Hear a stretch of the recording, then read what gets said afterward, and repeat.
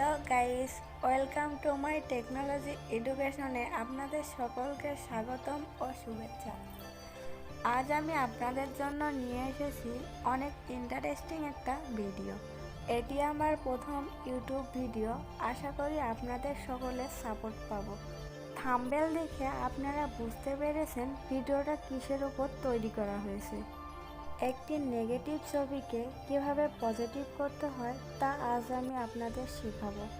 চলুন ভিডিওটি শুরু করা যাক।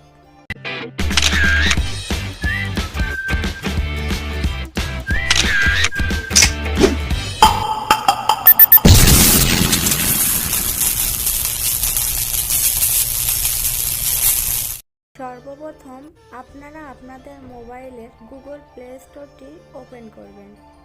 সার্চ বাটনে পিক্স আর্ট স্টুডিও লিখে সার্চ করবেন। সবার প্রথমে যে সফটওয়্যারটি রয়েছে সেটি ডাউনলোড করবেন। আমার যেহেতু সফটওয়্যারটি ডাউনলোড করা আছে তাই ডাউনলোড করলাম না, আপনারা সবাই ডাউনলোড করে নেবেন। আপনাদের যদি ডাটা কানেকশনটি অন করা থাকে তাহলে সেটি বন্ধ করে নেবেন। চলুন এবার পিক্স আর্ট স্টুডিও সফটওয়্যারটি ওপেন করি। আপনারা যে ছবিটিকে এডিটিং করতে যাচ্ছেন সেই ছবিটি নিয়ে নেবেন। নিচের দিকে দেখেন এফেক্টস লেখা আছে, ওইখানে ক্লিক করবেন। আপনারা যারা আমার ভিডিওটি দেখতেছেন তারা আমার চ্যানেলটি সাবস্ক্রাইব করবেন আর প্রত্যেকে একটি করে লাইক দিবেন। যারা ফেসবুক থেকে আমার ভিডিওটি দেখতেছেন তারা অবশ্যই আমার পেজটিকে ফলো করবেন। নিচে আপনারা যে লেখাগুলো দেখতে পাচ্ছেন তার মধ্যে কালার লেখাটিতে ক্লিক করবেন। তারপর দেখতে পাবেন ডান পাশে নেগেটিভ লেখা আছে, সেটিতে ক্লিক করবেন। আপনারা দেখতে পাচ্ছেন অটোমেটিক নেগেটিভ ছবি পজিটিভ হয়ে আছে, এখানে ক্লিক করবেন। দেখুন হয়ে গেছে। আপনারা চাইলে এভাবে আরও অনেক ছবি নেগেটিভ থেকে পজিটিভ করতে পারেন।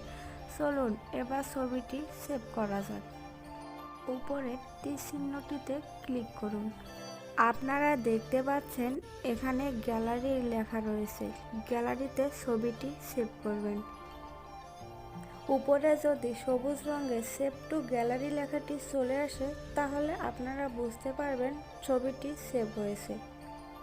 পুরো ভিডিওটি দেখার জন্য আপনাদের সকলকে অসংখ্য ধন্যবাদ। প্লিজ সকলে সাবস্ক্রাইব করবেন, লাইক করতে ভুলবেন না। সুস্থ থাকবেন, ভালো থাকবেন। পরবর্তী ভিডিও দেখার জন্য আপনাদের সকলকে অনুরোধ করা হলো।